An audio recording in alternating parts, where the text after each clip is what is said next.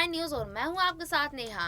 कांग्रेस महासचिव प्रियंका गांधी ने गुरुवार को समाजवादी पार्टी अध्यक्ष अखिलेश यादव पर तीखा प्रहार करते हुए कहा कि चुनाव के वक्त सक्रिय हुए अखिलेश संशोधित नागरिकता कानून यानी कि सीएए और नागरिक के खिलाफ यानी कि एनआरसी आंदोलन के दौरान हुए सरकार के जुल्म के वक्त कहां थे। प्रियंका ने सपा और बसपा पर भाजपा की ही जाति और धर्म की राजनीति को आगे बढ़ाने का आरोप लगाते हुए कहा कि ये दल समझते हैं कि ऐसी सियासत करके वे वोट हासिल करेंगे और अपना अपना मौका मिलने पर राज कर लेंगे।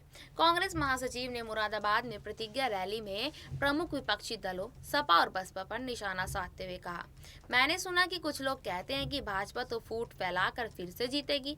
आखिर क्यों? क्योंकि असलियत यह है कि जिनको आज मुख्य विपक्ष माना जा रहा है वे विकास का एजेंडा सेट नहीं कर रहे हैं, वह भी इसी तरह की राजनीति करना चाहते हैं। सपा और बसपा ने भी जाति और धर्म की ही राजनीति को आगे बढ़ाया है। सीएए का कानून बना इस दौरान इनके खिलाफ हुए आंदोलन में बिजनौर में 19 साल के लड़के अनस की निर्मम हत्या कर दी गई। प्रियंका ने कहा, आंदोलन में सुलेमान नाम के लड़के की पुलिस ने गोली मारकर हत्या कर दी। इस मामले में कोई कार्यवाही भी नहीं हुई। मैं पूछना चाहती हूँ कि क्या अखिलेश उनके घर गए? सोनभद्र के उम्भा में नरसंहार हुआ जिसमें 13 आदिवासियों की गोली मारकर हत्या हुई, क्या अखिलेश जी वहां गए? उन्नाव और हाथरस में महिलाओं पर अत्याचार हुआ, क्या अखिलेश जी वहां पहुंचे? लखीमपुर खीरी में नरसंहार हुआ, क्या अखिलेश जी वहां गए? तो अब चुनाव के समय क्यों आ रहे हैं? चुनाव के समय उनकी और उनकी पार्टी की नींद क्यों खुल गई है? प्रियंका ने कहा, जब आगरा, प्रयागराज और हाथरस में दलितों पर अत्याचार हुआ तब बसपा के नेता कहाँ थे? उन्होंने आवाज क्यों नहीं उठाई? जब वे बयान देते हैं तो ऐसा क्यों लगता है कि वह भाजपा जैसा ही बयान दे रहे हैं? क्योंकि अब संत अंत में यही सोचते हैं कि आपकी समस्याएं, आपके दुख दर्द और आपके संघर्ष से उनकी राजनीति को कोई मतलब नहीं है।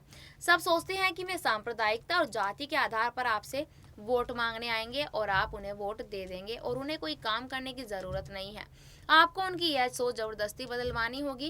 कांग्रेस महासचिव ने सपा, बसपा और भाजपा पर वार करते हुए कहा, कोई जंग ऐसी नहीं है जो बिना लड़े जीती जाती हो। जब वे लड़ ही नहीं रहे हैं तो जीतेंगे कैसे? अब सब सोच रहे हैं कि जब अपना टाइम आएगा तो हम राज करेंगे और लूटेंगे। 5 साल बाद हम फजूल के मुद्दे उठाएंगे और फिर से राज करेंगे। मैं आपको राजनीति को बदलने का मौका देना चाहती हूँ। आप नेताओं को अपने विकास के मुद्दों पर जवाबदेह बनाइए, राजनीति को विकास पर आधारित बनाइए। प्रियंका ने कहा कि उत्तर प्रदेश में सांप्रदायिकता और आधारिकता पर, जातिवाद पर आधारित राजनीति इतनी भयानक है कि मुख्यमंत्री योगी आदित्यनाथ भी जानते हैं कि लोगों की समस्याओं का हल करने के बजाय चुनाव के समय विकास के बजाय धर्म और जाति की बात करेंगे और चुनाव जीतकर निकल जाएंगे। जब तक विकास का सवाल सबसे महत्वपूर्ण नहीं होगा तब तक आप इसी तरह की राजनीति में फंसे रहेंगे।